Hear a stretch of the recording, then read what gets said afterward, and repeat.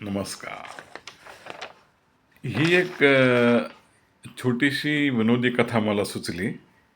Just म्हटलं तुम्हाला वाचून दाखवावी. ही माझी अगदी छोटीशी कथा, लघुकथा ज्याला म्हणतात. त्या कथेला आम्ही नावच दिले घाबरू नका. तर ही कथा माझी अशी. सकाळी गोविंदराव आणि त्यांची बायको दोघांनीही मस्तपैकी चहा घेतला. नंतर दोघांच्या आंघोळी पण झाल्या. दोघे मग बैठकीत येऊन बसले. थोडा वेळ गेला आणि गोविंदरावची बायको खुर्चीतून झटकन उठली, बाल्कनीत गेली आणि लगेच तिने बाल्कनीतून भली मोठी काठी उचलून हातात घेतली आणि ती काठी घेऊन ती लगेच गोविंदरावच्या दिशेने येऊ लागली, नवऱ्याच्या दिशेने येऊ लागली. तो प्रकार पाहून गोविंदराव घाबरून उभा राहिले आणि मागे सरकले. हातात काठी घेऊन बायको सकाळी सकाळीच आपल्याकडे यायली.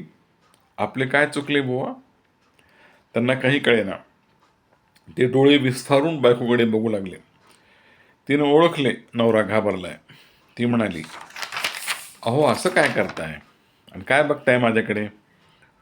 गोविंदराव चाचरत म्हणाले, ती काठी काठी. ते ऐकून त्यांची बायको उत्तरली, अहो घाबरू नका.